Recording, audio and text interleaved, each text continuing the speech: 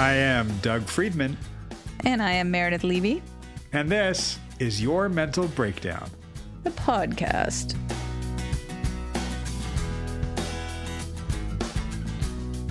Here we are. It's been so long.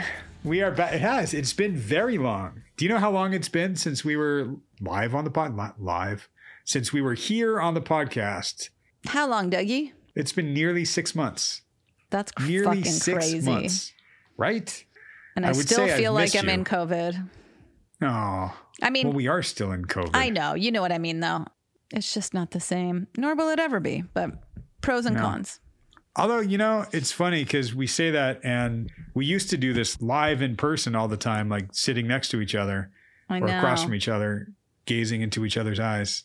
And lovingly. We now gaze at our screens the entire time. That's our new normal. Like, we don't want to drive the 45 minutes to each other's houses.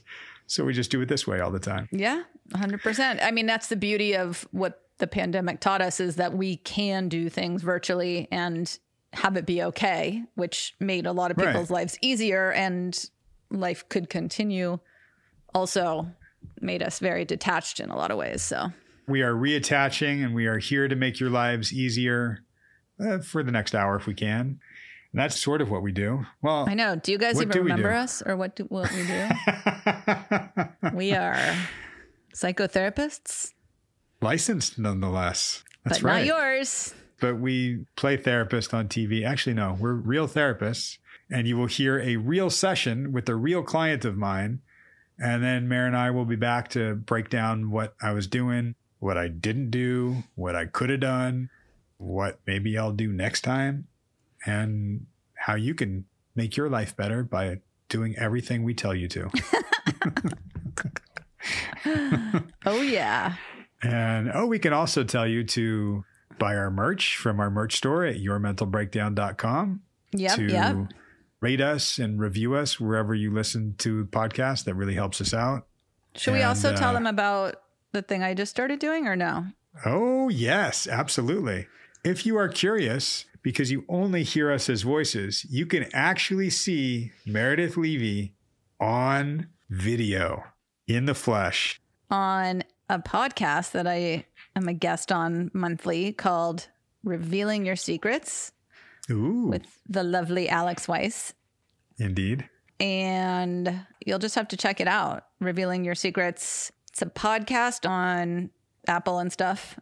All the places where you can hear them. And the video's on YouTube, right? You can watch it on YouTube. Alex is a YouTuber for many, many years. How do they find it? Revealing Your Secrets? Yes.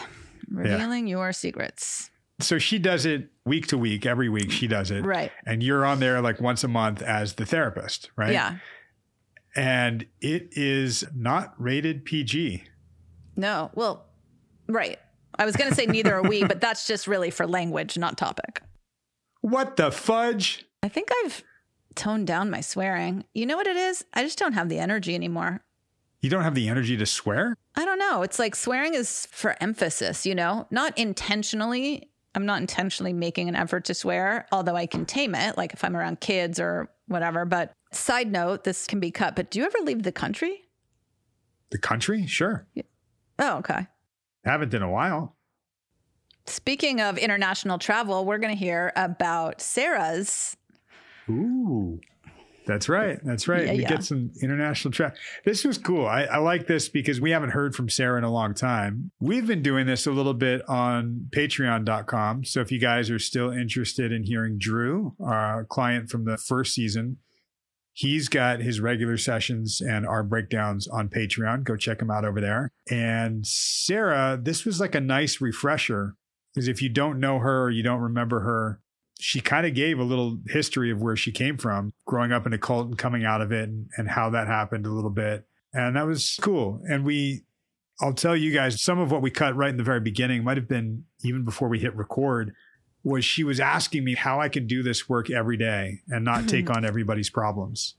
Like, that's kind of the $1 million question for all of us therapists. And what she was really getting at was she doesn't know how she could do this without taking everybody's problems on as her own. Right. Well, yeah, that's why you're not a therapist. And even some of us therapists don't know how to do this without taking it on as our own. Yeah, that's I'm pretty much one of them, but. Right? I think all good Only therapists sometimes. see therapists. Gotta get back on that. Gotta Right? get back on that. Yep.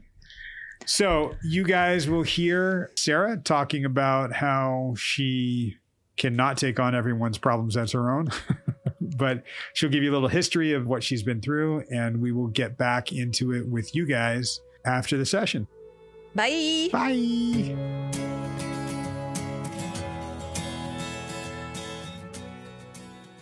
You don't make other people's problems your problems. I do. Which is the worst possible thing. Yeah. Well, I used to, and then I learned not to. So it's something we have to learn. And I think that is something, being empathic and being somebody that feels that you kind of got Sarah, the sensitive one. Yeah. Okay. I can still have that and not take on everybody's stuff. You've talked about, and this fits with taking care of everybody else. I don't really know how it went, but when you left the cult, you got out at 15, got out, kind of went to Italy and played music and did that. Started a band. Yep. Exactly.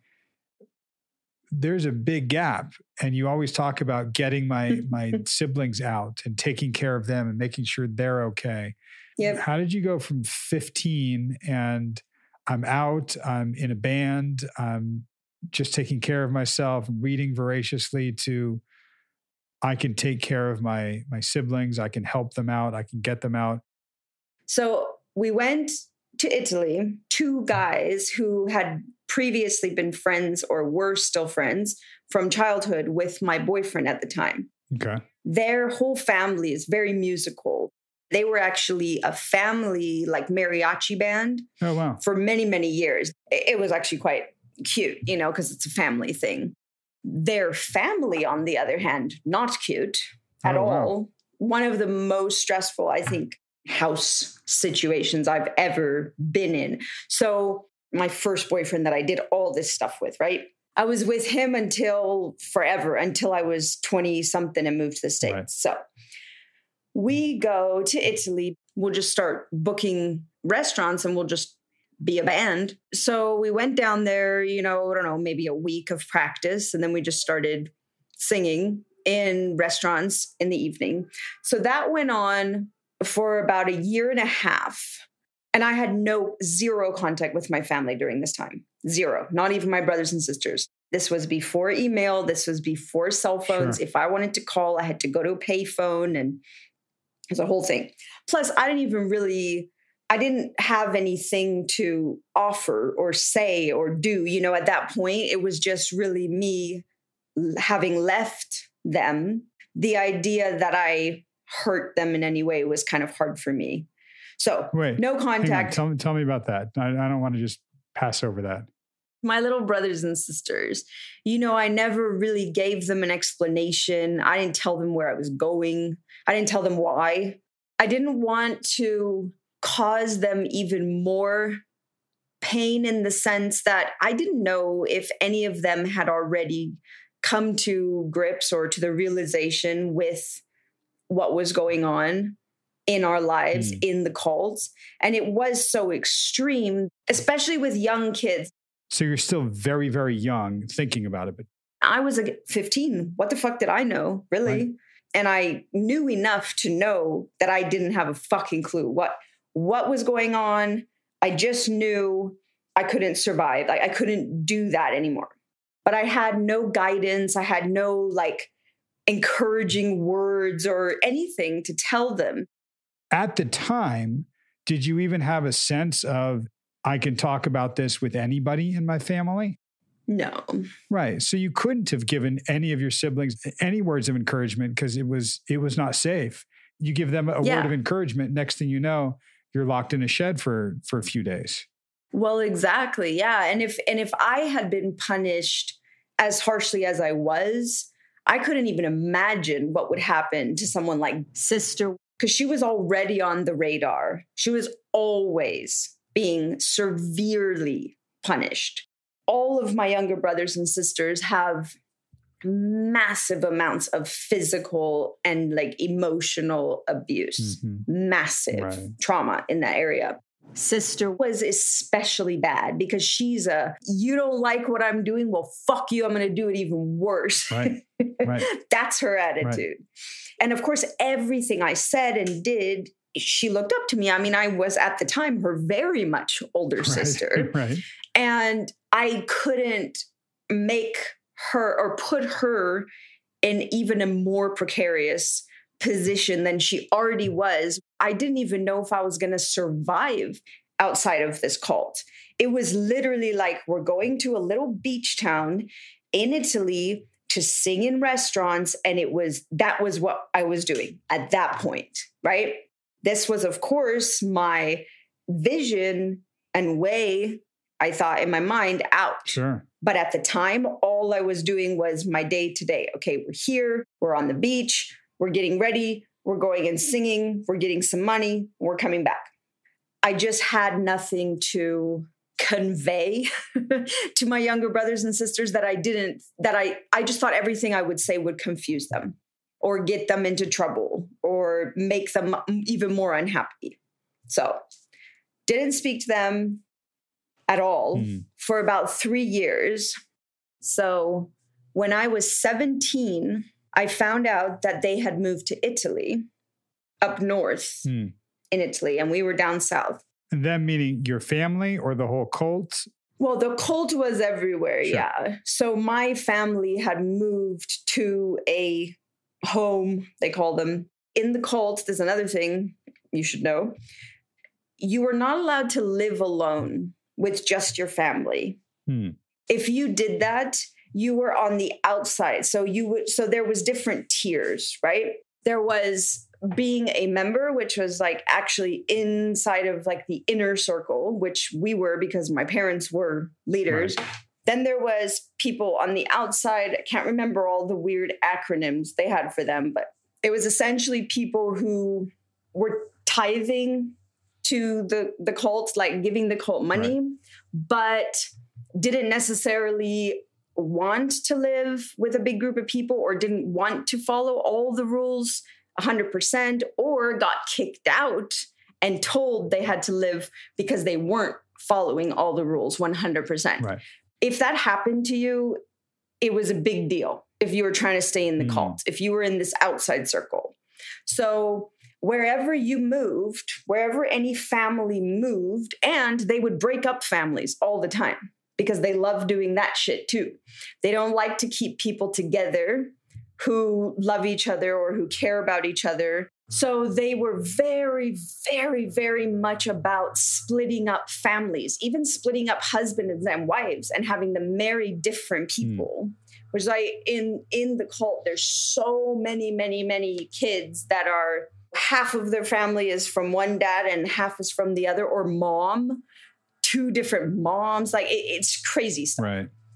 So all that to say, my parents moved to a home, meaning there was like 2 or 3 other families there to make people follow the rules and follow what you had to do otherwise. And getting kicked out was a bad thing. Oh, yeah. They called it being excommunicated.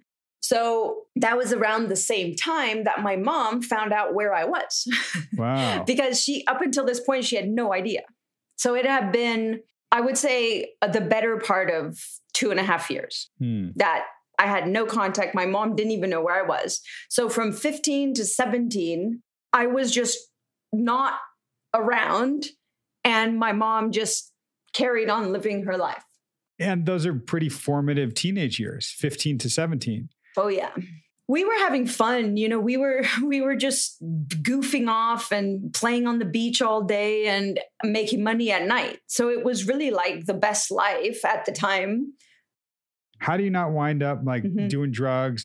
That's when I had my first cigarette, which was just the worst thing I've ever done in my life, which is saying a lot because I loved it.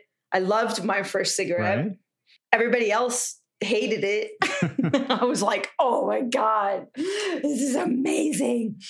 Unfortunately, there's a sort of scary or worrying part of America's very strict 21-year-old policy for drinking. And sure. I know this drinking and drugs are not the same, but in Europe, anything like that, anything curricular like that is not restricted. Like, it's not taboo. It's all there. And don't get me wrong, I did some drugs, but it was never like, oh, I need to do those all the time. Right. Like, that was the most amazing thing ever. It was just like, oh, and we were having a party. And so that was there. There's a part of me that I think even from a young age realized, I think it was once I had a cigarette, realized that I could possibly have an addiction issue. At one point, and this is skipping forward, but I'm just going to say it really quick, I had to have all 4 of my wisdom teeth removed. And then when I woke up, they sent me home with Oxycontin. Like, I didn't even know what that was at the time. Wow. I think I was maybe 20 something. And I get home and I take one, and it felt so good. I instantly took the whole bottle and flushed it down the toilet. Really? Because I got so scared, like instantly freaked me out. And I just flushed them all down the toilet. And I didn't take another one ever in my whole life. Wow. So interesting. Who knows? For you, that mechanism of it felt so good, so I flushed them down the toilet. You know, almost knowing, oh, it feels too good, I will become addicted to this. When you say, like, how come I didn't, wind up this way, and some of my siblings did, and a lot of the people that were in the cult with me did, that right there. Maybe there's a reason. Well, right there. It felt so good, so I flushed them down the toilet. Not it felt so good, so I need to keep doing this. Yeah. And there's something about that where, I don't know, I'm going to think out loud here. So help me think. Yeah, help me too, because I have no answers for these things. We're inside your mind right now. So we're both thinking as you for a minute. Yeah. We're just kind of playing with this and seeing what this means. And it's, wow, this feels good. Wait, I'm not allowed to feel good. It's not okay to feel good. Maybe feeling good meant, nothing's under control and that feels great. Dropping the ball. Right. And if I drop the ball and I'm not holding it, like, so it might not be safe. And I don't know. Again, we're thinking out loud here. So yeah. And I've gone through that in my mind as well when it comes to that kind of thing, because, all my younger brothers and sisters got heavy into drugs. I mean, heavy into drugs in their early teens. I mean, they call it tripping balls their whole lives because they just didn't want to deal with their actual life. I understand what they were doing and why they did it. Sure. And I'm saying, and I know you're going to correct me on that. No, you can have the a part there. of me, the part of me that I think never gave myself that permission to drop the ball or to be like, it's okay if I don't pay my rent, if I spend all the money on acid or heroin or whatever, because someone will pay it for me, or my sister will bail us out, or whatever the case might be, right? I mean, we're not at the Viking funeral yet by a long shot. Not yet. But that T-shirt. Mm-hmm. And the idea that, Sarah, handle it, right? Yep. It's something that I can't drop the ball. I can't let go, because if I don't, who's going to handle it? Because someone has to. And maybe you had an awareness that the people handling it were pretty fucked up. So I don't trust anybody to handle it and fuck it up. I feel like that has to be the closest explanation. That feeling in my stomach. I don't actually know any better, but something's telling me I can't do that. Or if I do that, disaster for somebody. That's programming that you and I, in the context of this story and where you are at 15 or 17, whenever it was, what we're talking about is it's not okay to let go because I don't trust anybody else to handle it. So I have to stay sharp and handle it. Like I would think that if anything, your drug of choice would have been coffee. Oh, absolutely. And in fact, I got super addicted to Red Bulls, Monsters. I'll drink tea. I like caffeine. I like the feeling, because I'm always tired. Like I've told you, I don't sleep. I work all the time. I'm always tired. So absolutely. Well, and that's right there. I love coffee. I'm always tired. Right. And yet I won't let myself feel it. So I will take a stimulant to keep going, to keep a handle on everything.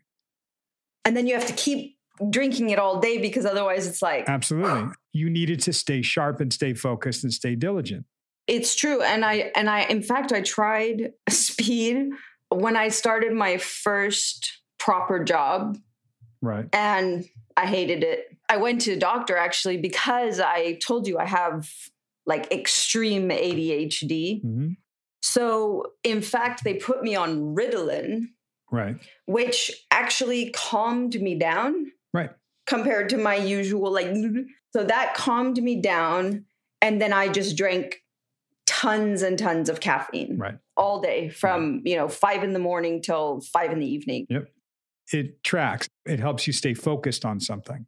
There's a history and a lot of imprinting of, I need to have the handle on it because no one else that I trust will. Yep. So I can never drop the ball.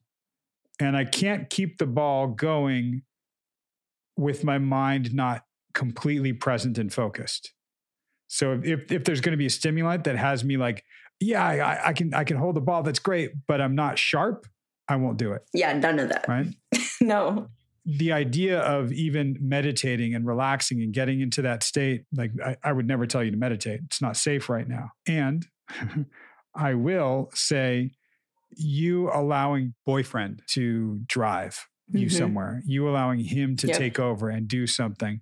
Those are great examples of somebody else can handle it. Cool.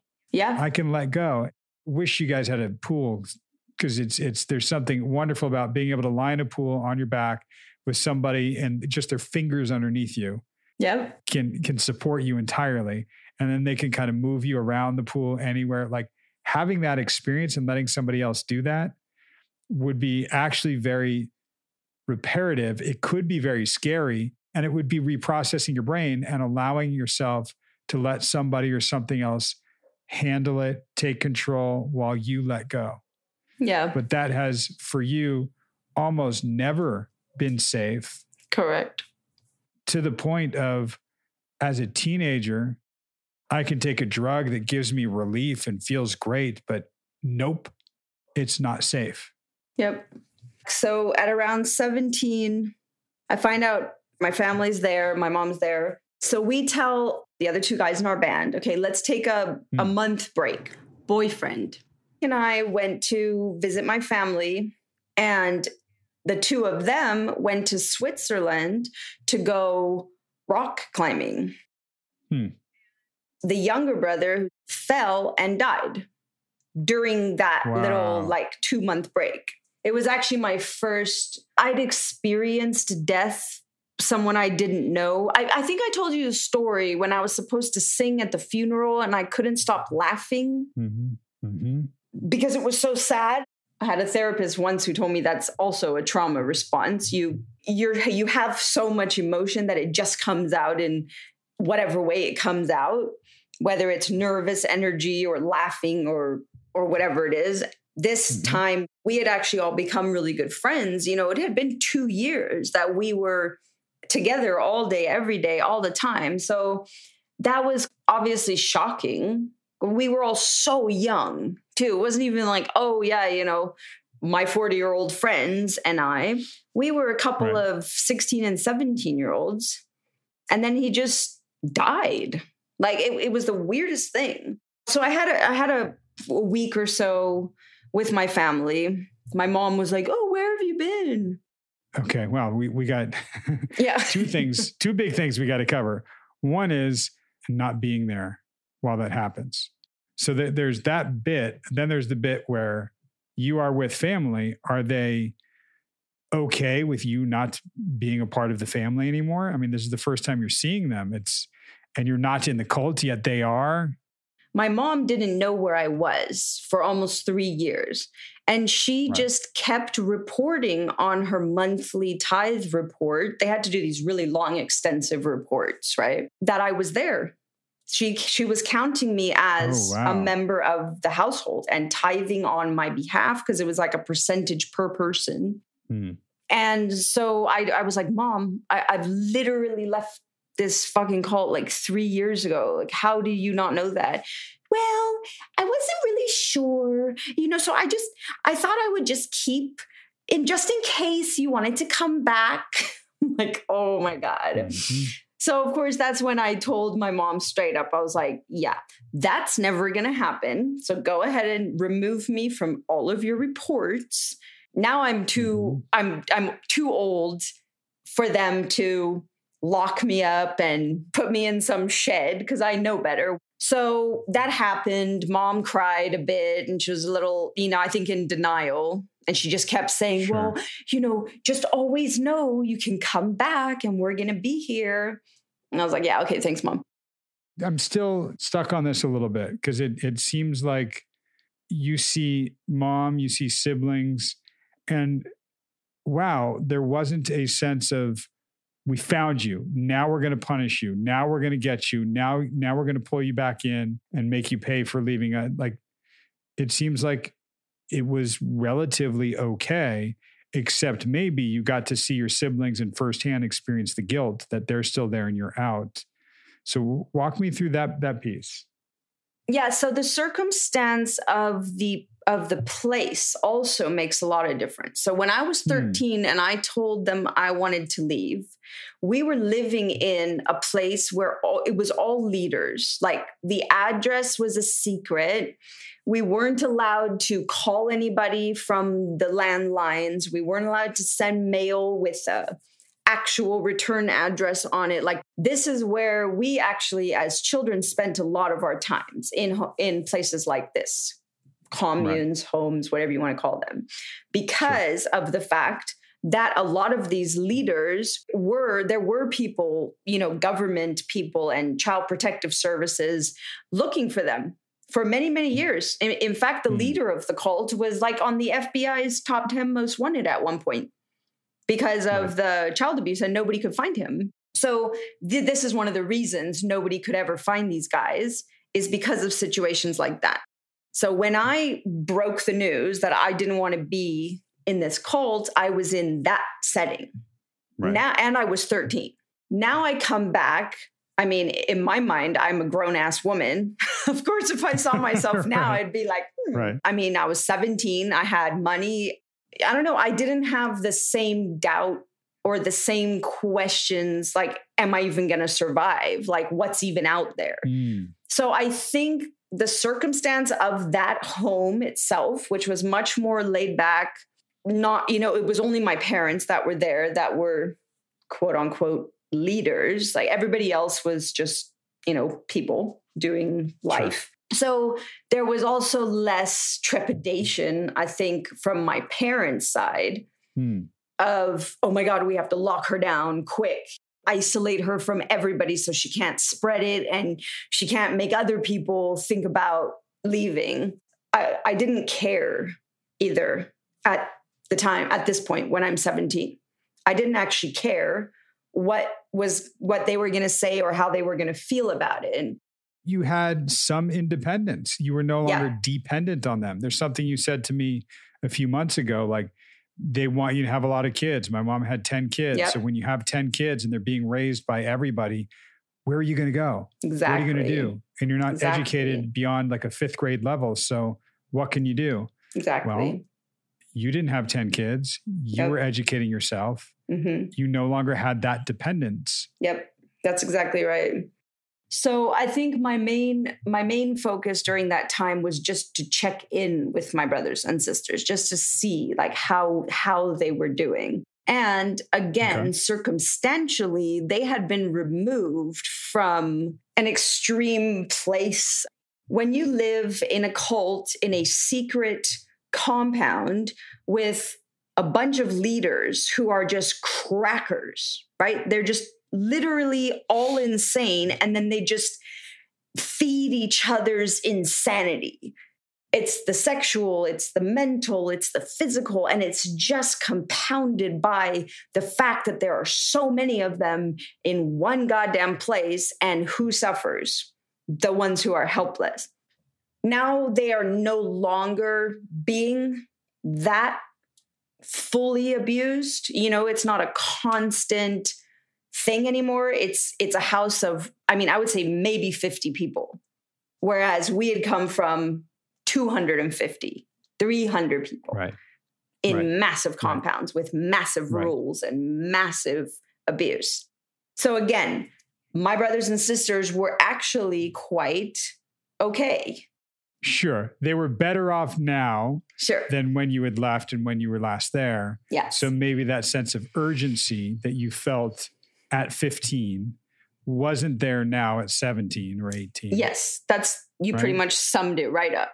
So there was still a sense in my mind that I got to get them out before it's too late. I feel like there's a part of you when you're ritualistically abused, when you get to a point where you just accept it. Like it's normal. Like it stops being painful and it stops being emotional. It is what it is. It's almost like that's how it's supposed to be. And I was starting to see these kind of signs in my younger brothers and sisters. And that terrified me a lot. Making excuses for people who had abused them as children. Oh, but they were actually so sweet. You know, they were doing their best, that kind of crap. Yeah. And that was a alarm bell for me, for sure. However, at that moment, in that place in time, they were not being physically harmed. This was a much different environment than where we had all come from. Right. So yeah, as we said, that urgency wasn't there, but you're seeing something, especially in the younger ones, where you're seeing the programming. I don't know that it's necessarily acceptance or allowance. It's just surrender. And you don't fight it as much. You're to some degree, you're numb to it. You know, you told me, I think it was one of your older brothers actually started working up in the cult and kind of just took it on as well. Here's how I'm going to survive. I'm going to thrive within the context of this place.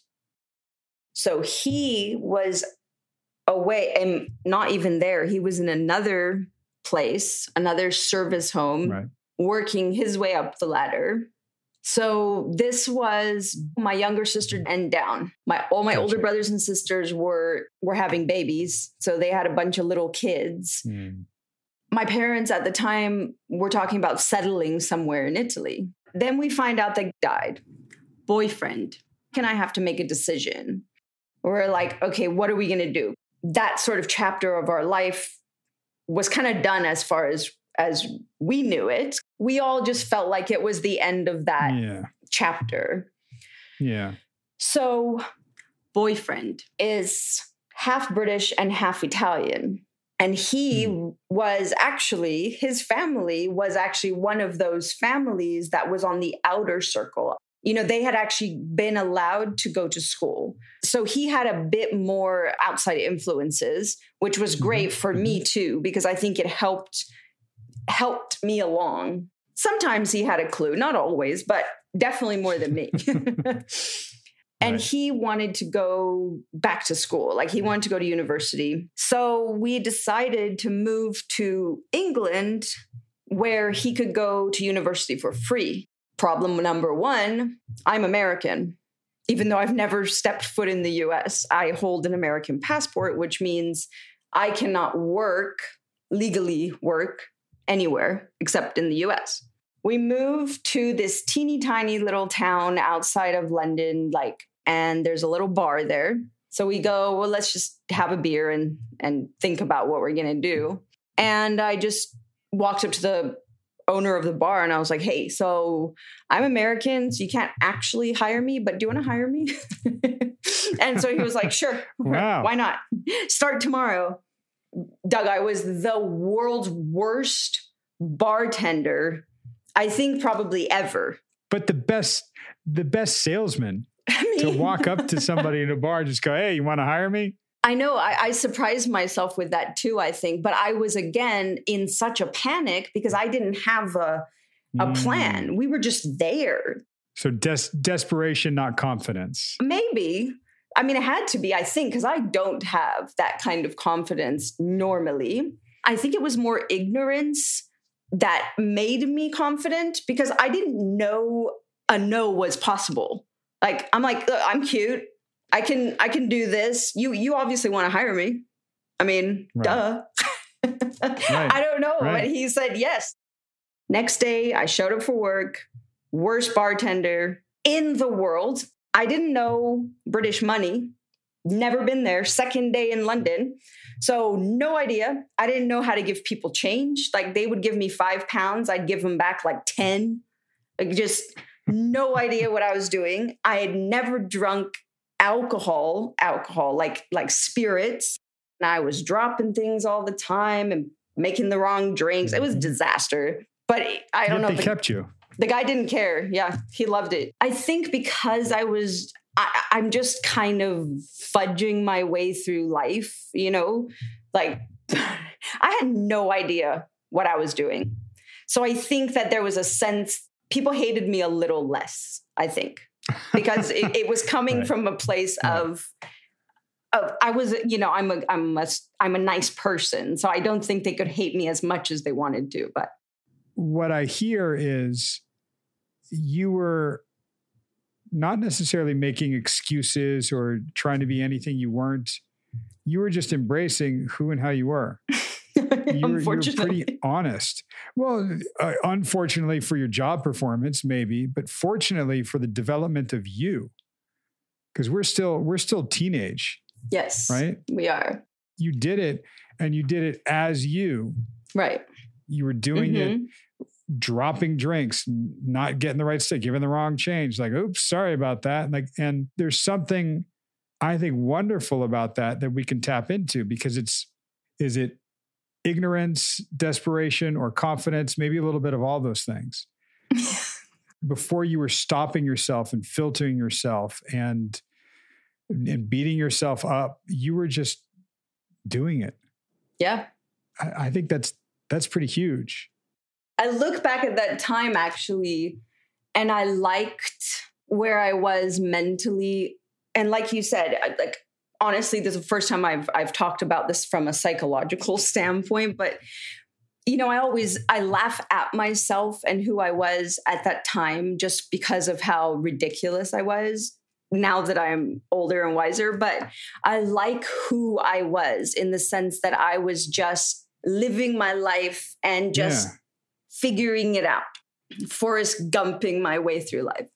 It's awesome. Like seeing you and hearing you smile and recount this. There's something really cool about this that I really want to highlight, which is what you were doing then.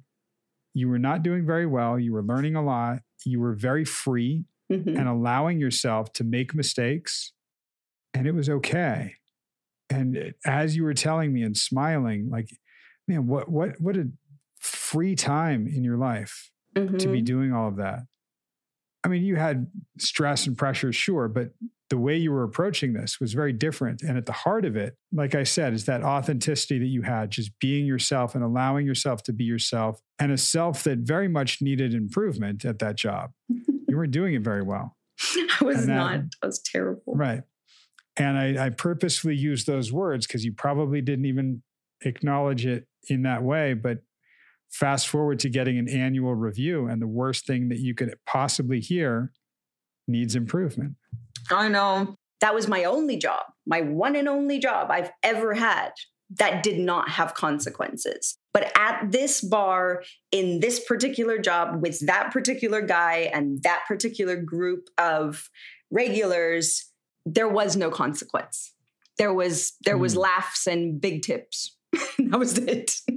I love that, because there's something, I can touch it now. You won't be able to touch it. You will eventually. There's still no consequence. But what there is fear. Yeah. I can't lose this job. I can't get a bad review.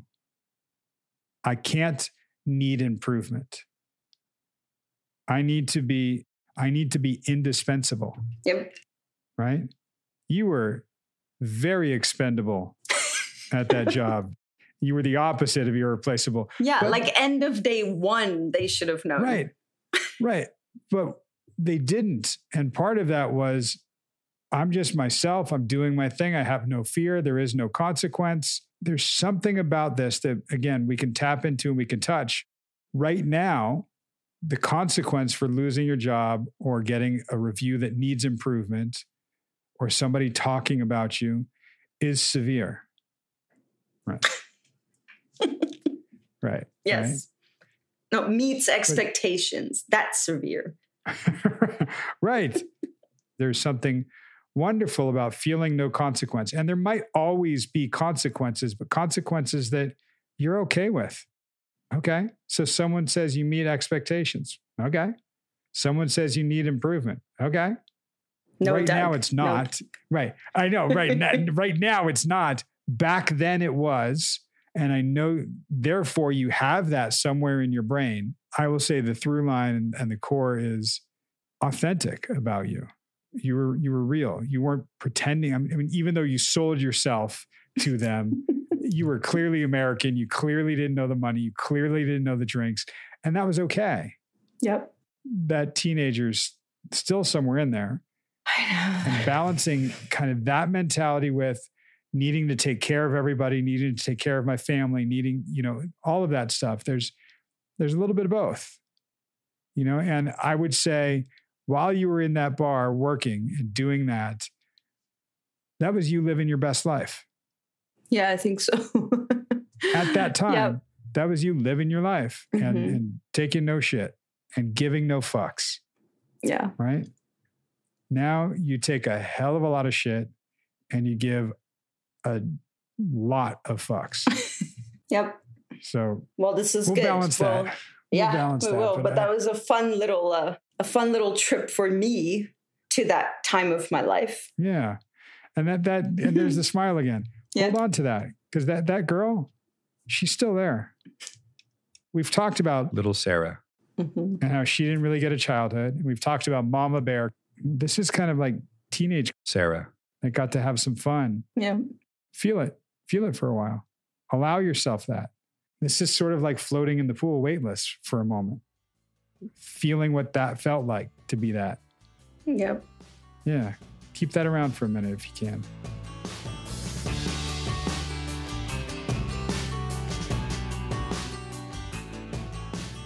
And we're back.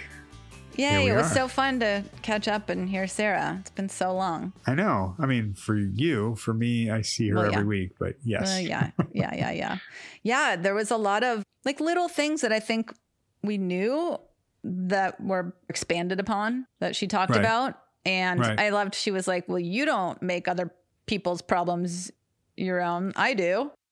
Right. But again, you said, well, I used to, like I learned not to. That was a natural segue. I didn't realize we were going to go deep into it, but something that you and I have been talking about Sarah for a long time is she got out of the cult at 15 years. Yeah. And she's always talked about wanting to take care of her siblings and wanting to do that. I'm like, there's a little gap there about her being a teenager and she's not taking care of her siblings at 15. You kind of were asking, well, what did she do? How did she get in contact with them? What was going on? Yeah. Yes, it was really interesting. At 13 is when she told her mom she wanted to leave the cult. And then she just pieced out at 15. And then she came back around at 17 and talked to her parents and saw them. But at 15 years old, I mean, although I was a crazy kid, I was also, I couldn't have survived on my own for a minute, much less she just literally went to Italy. Where was she? They were in Europe. And that was the thing. A couple of things I didn't realize, like she'd never really lived in America. Yeah. I think she said she'd never been there, even though she was American, right? Until this point, which also is interesting. She had a boyfriend and they left. And I'm trying to picture how you're allowed to have a boyfriend in the cult. But I know she said he was sort of more outer circle. And she had explained what that meant at some point. And it's also like, it wasn't like, hey, they're boyfriend and girlfriend and she's wearing his varsity, jacket and they're going to prom together. They were pretty well insulated in the cult. Like, she doesn't know pop culture. They didn't really get to see a lot of that stuff and get exposed to that. So I'm sure it was just kept under wraps, but people always find a way, and I'm sure they found a way, but finding their way out of the cult was pretty gnarly, I think. And she just kind of has described it in the past of, we just kind of left and walked out and got on a train and went to Italy. Like, they didn't stop you. And it was super surprising to me. And I guess it makes sense that her mom kept records showing that she was still there. Yeah. The tithing or whatever, saying, oh, just in case you came back. I would guess that her mom would have to answer for why her kid or one of her kids left. Yeah. Right. Because I always wondered, how did they not try to track you down? And it was a combination of the mom never let it out that she was missing or gone. And the cult members in that inner circle were on the run anyway. Like, they were in hiding the whole time. Well, and there was like no technology back then. So it would be really hard compared to now. Yeah. They weren't leaving on horse and buggy. No. Right. And then, of course, crazy, it ends up that her family then also ends up in Italy. So the whole thing is so intense. Her saying, but I couldn't work. I didn't have papers. I couldn't work. And, she's 15 to 17 and a little older. And she had freedom that she'd never had before. So it was great. I think she even said, like, it was the greatest time in my life. I was just out there. I was in a band. We were playing these shows and I was bartending. I was a horrible bartender, but it was cool. It made me laugh because I was a bartender in Europe also for like a year when I lived there, and also a horrible bartender. Interesting. But so I think the sad thing was, I don't know, sad, the right word, but she didn't talk to her siblings for a few 3 years because because I don't know that there was necessarily a way to, and B, she was, what she described was that she was very present and engaged in what she was doing. She was sort of talking about being like in the day to day. Like, I had nothing to give them. I had no explanation. I had no advice, or which I get, of course, like, you were a kid still. She didn't have any words of encouragement. Like you said, like, oh, everything's going to be okay. And then you're locked in the shed. Yeah. And that's kind of the Meredith method of seeing the trees in front of you, not the whole forest. Right. I think for her, a line I really liked was she said, I knew enough that I needed to get out of there, but I didn't know how to care for my siblings. Mm-hmm. And she was, I think she did a pretty good job at caring for herself. Oh, yeah. Yeah. And at 15, 16, 17 years old, you're not supposed to see the bigger picture or the wider lens. You're supposed to just see the trees in front of you. That's what that time's about. Yeah. Having a lot of fun, trying things out. We talked about this, Meredith, how the Amish have that Rumspringa, the period where they go out away from Amish town and they can just go buck wild or do whatever they want. And most of them come back. I don't think Sarah was ever going to come back to the cult, even though her mom was like, well, I'm holding your place in case you ever want to come back. She also talked about having that first cigarette and how she loved it and that addiction piece, because all of her siblings have some sort of addiction, I think. Some form. Yeah. And a lot of people coming out of the cult that she was friends with have OD'd or suicide. Can't even imagine. Yeah. But, my first thought when she was like, oh my God, it felt so good. So like, bye-bye, like flushed him down the toilet when she was talking about the oxys. And then I was like, oh, well, kind of a blessing and a curse. Like, it's kind of sad. And then you had started talking about how, so it's not okay to feel good, which is so sad. Yeah. It's not okay for her to lose control because she can't trust anybody. So it's kind of that thing where, oh, who's going to be the designated driver? Or who's going to be the babysitter while everyone takes mushrooms? Like, she didn't feel like she could have that experience. Part of what I love about some therapy sessions like this one, where the client's just retelling a story, is you hear pieces of, oh, this is the imprinting. This is sort of their narrative. And they don't think of it that way because they're just telling you a story, but we're listening to it that way. So reflecting back to her, oh, right, it's not okay to let go because you don't trust anybody to handle it. So you have to stay sharp. You have to handle it. And that's when I even said to her, so taking those kinds of drugs that help you relax wasn't your thing. Your thing was probably going to be coffee. She's like, oh my God, yes, right? Well, yeah. And the nicotine, of course. That's what I was thinking. Like, I'm pretty sure she's vaping as we're talking right now. Exactly. I need to keep going, yet I also need to relax. But I have to relax and stay in control. Right. Right. And those are big issues for her. Big issues for a lot of us. It's also a defense mechanism that protected her, that she had to handle it all the time and she could never drop the ball. And that's a very stressful way of living. And I've said it to her before. That's the trauma response, where you're in that hyper vigilant state all the time. Do you remember, I think maybe first or second session with her, when I said the worst thing I could do is tell you to meditate? Yeah, it's funny. You said that you were like, it's dangerous right now. And I was like, okay. Right? No. I don't know if I told you to meditate for 20 seconds, would it be dangerous? Meh, I don't know. Right. And here's the thing. I love that you picked that up, because I don't give advice. I don't tell her what to do. That's not my role as the therapist, right? So me saying something like, oh yeah, it would be a dangerous thing to tell you to meditate right now, I'm saying it that way for impact.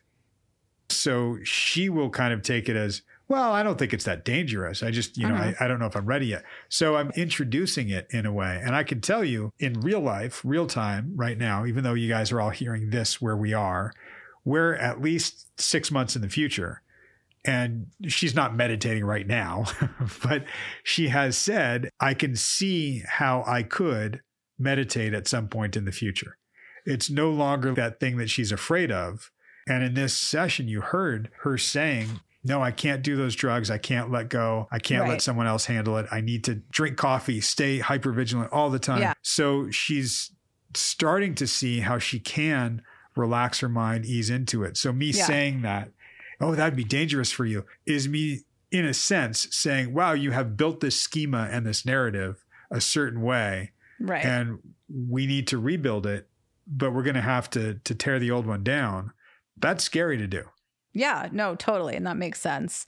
And by the way, at some point she was talking about the difference of now that her siblings were living in this smaller compound where your family can't be just your family. At some point she just said how they weren't with all the leaders anymore. And she was like, with all those fucking crackers or something. And I laughed so hard when she called them. They're all crackers. Are you kidding me? They're all just, crazy crackers. I thought it was funny because when she starts talking loosely about the past and the cult, she gets into this very non-Sarah dialect. She becomes less pronounced. She just gets in a casual flow and she's like, fuck them and they're blah, blah, blah. You know, she sort of gets into that vibe. And so she threw that out there. I love that. And then she said, they're all just insane or something.